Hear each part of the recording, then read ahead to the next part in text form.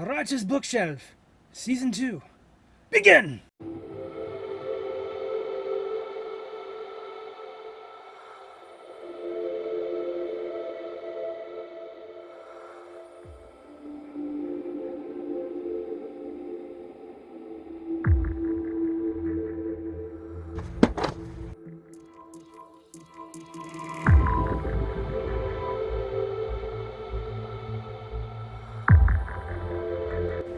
Hey, welcome back to the Writer's Bookshelf. So we're beginning a new season officially, and I think it's going to be a good one this year. It's going to be a long one. There's going to be probably, I would think, 20 books or so this time, but it's going to be a little more spaced out than the glut that we had in the first season.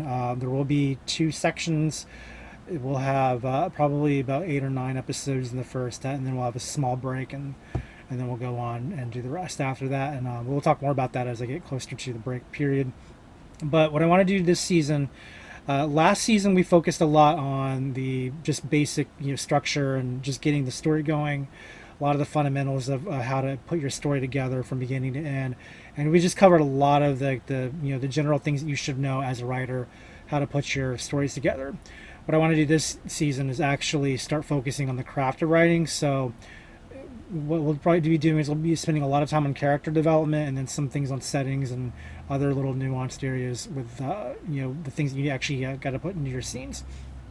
So that's what this whole season will be about. There will be the occasional reminder episode, like today we're going to be doing a mindset episode, and I think next week will be a mindset episode, but then we're going to gradually move into building your characters, and then after the break we'll go into the other stuff like settings and plot twists, things like that, and then we'll kind of wrap up with another just reminder of what the structure looks like, and then we'll end on revision and things like that. So that's what the season will look like.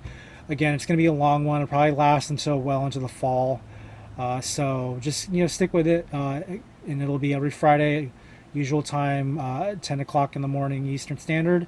And then I'll have the companion post that night at 10 p.m. on my Drinking Cafe Latte 1 p.m. blog. If you haven't visited that yet, please do. And then by the time this video airs, my actual author website may be open, jeremybursey.com. So check it out. You may still get the construction when right now it looks like Santa Claus is on the front. As of this recording, it's January 27th right now. I'm still building it, so I don't know exactly when it'll be open and ready for viewing, but by the time this video goes live, it's going to be in end of March that this video will officially be available. It should be open by then, so give yourself some time to check it out. I'll have a link in the description if it's ready to be seen. If you don't see a link yet, then it may not be ready, but it doesn't mean you shouldn't visit, because there'll still be options for you to visit my other site or sign up for my newsletter. So I do hope that you'll do that. It helps me as a writer and helps you as a person seeking news, so make sure you do that. All right, let's get to the business of today. We're going to start our season 2 with a book that's really popular in the indie community, but I think it's growing steam like in the rest of the writer community, and it's called The War of Art by Stephen Pressfield. It's kind of a cult book. It's been around, I think, since 2012, and this is why I'm wearing the Black Irish hat today, because it's from Black Irish Publishing. I got the hat because I subscribed to this series of books that Stephen Pressfield wrote called Jabs, which I'm not going to do that on the Writer's Bookshelf, only because it was based on a limited time subscription. If you want to see it, just so you know what I'm talking about, I got a few hanging out. It's these here. These are actually the extras they sent me, because there's a lot of mailing issues going on, but the red ones are from season 2. The gray ones are from the original season, but this hat came with season 1, so it was expensive, and but they're good. But sorry, went out of frame there. They're good. They're really useful. If you've ever read Stephen Pressfield's blog, you're going to get a pretty good sense of the type of material that he covers in these books. But I won't be covering those on this series, only because they are based on subscription, and those subscriptions have since run out and they're not reprinted, so there's not really any way to check them out, unless for some reason they decide to bring them back. But there's other options. You don't have to have them. I can tell you right now, you're plenty good on the other books that I'm going to show you over the season. So no worries. No FOMO. All right, so the War of Art. This is one that I've heard a lot about in the last 5 years, but I kind of neglected checking it out because it's like one more book to read. And when you're budget conscious, you don't want to throw all your money at everything. You want to pick and choose your winners and all that. But because I subscribe to the Black Irish Books newsletter, I eventually got a promotion where I could buy like their entire writer series for $49, and that was just like that included the paperbacks, which is what I wanted. Because I'll read an ebook, and there's a couple on here I may have to end up doing an ebook at some point, maybe in season 3. But I prefer paperbacks and hardcovers even. So those are typically the ones I'm going to review, but also the ones I'm going to read. And so when that deal came through, I had to take it. But it came, I think, with 7 books, so it's like this entire suite of writing. And we're going to cover a couple of his other books, I think, in season 3. But I wanted to focus on this one in particular, because this isn't about something other than writing. This is about getting into the right mind frame so that you will write. And so the War of Art, the premise behind it is that we all have resistance. It's Stephen Pressfield's mantra is, fight resistance. And if we're stuck being, in the resistance mindset, we're not going to get anything done. And he makes a really compelling point in the first chapter, or maybe it's the prologue, about Hitler, and how Hitler, I guess he was he went to school to be an artist. And resistance got him so badly that he thought it was easier to do what he did, what he's famous for, than to become an artist. And that's a really powerful point to make when you think about what resistance does. Like, anytime we set out to make this, to write a book or any kind of major project, it doesn't even have to be about writing books. It can be about, building a house or, fixing your car or whatever you're good at. If resistance gets a hold of you, it's going to stop you from working. And so what he's trying to show is how to get through that resistance, how to adopt, sound habits, to show up every day, to do the work. That's another book, but basically to get into the proper headspace so that when you sit down to write, you're going to be doing it correctly, but you're going to tell resistance to take a hike, because resistance gets the best of us. And I'm very much in that. One of the reasons why I'm building my website now rather than over time is because I don't want to write. Honestly, that I'm thinking, well, I've got all these books I want to fix, because I want to make sure that they're well presented by the time my site goes live, and that makes sense. Except that if I'm putting all my effort into building my website, well, then I'm not really writing, am I? I'm building a site about writing or about fiction, things like that. But the stuff that I actually have to do to make that site beneficial, not doing, because I'm putting all my time into doing this other thing. And this isn't to say that there isn't a place to build a website or do other things of importance, but the point that he's making is don't let them get in the way of the things that are actually important. In other words, strike a balance. You can do your website or build, whatever you're doing, but also write. Start your day, first thing in the morning, and write a little bit. So that's what this book is about. It's a short book. I think it's 150 pages, maybe little over 160 pages. I read it, I think, in 1 or 2 nights. I actually was on a binge. I read through 4 of his books in that pack, I think, within just a few days.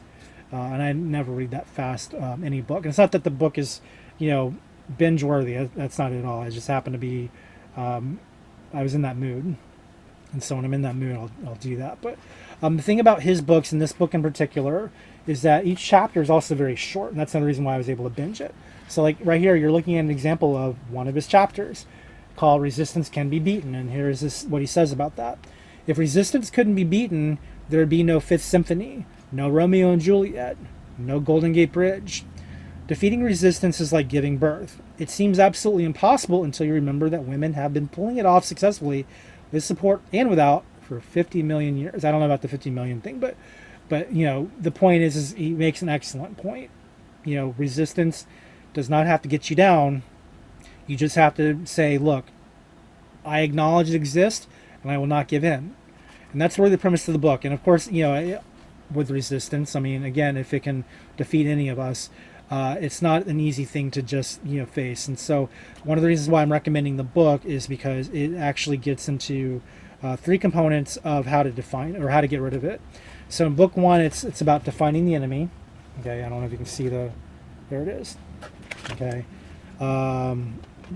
Book two, I don't really want to hunt through it, but I'll go to the table of contents so you can see more accurately. I think there's a maybe. Oh, you know what? I don't think I have. Never mind. There's no table of contents. You have to go through and read them each one by one. Oh, here it is. Book two is Combating Resistance. Okay, so there's a little subtitle called Turning Pro, and that's actually another one of his books that we'll do in season 3. And then the last part is what I think Seth Godin was the one who did the foreword on this, if I'm not mistaken. And this is the one that Seth Godin had a little bit of a problem with because of the kind of new aginess behind it, and I get that. No, it's Robert McKee. Sorry, not Seth Godin. Robert McKee did the foreword on this. We covered Robert McKee's story in the last season. But this one's called Beyond Resistance. So once you actually defeat resistance, here's what you do next. And, I get Robert McKee's point on this, but I also get Stephen Pressfield's point. And I think it really depends on what your mindset is, even going into the book, on which one you tend to side with. But, either way, like, it still gives you the tips on how to not only identify resistance, but what to do about facing it, and then what to do after you've defeated it. And overall, it's a good book to have. It's those who stand by it. I mean, there's people who will read it every year just to get back into the mindset. And so that's something that I think is really important to remember when you're going through any of these books, is remember what their message actually is, and then you can accept or reject it. And this is definitely one of those books where you can accept it or reject it.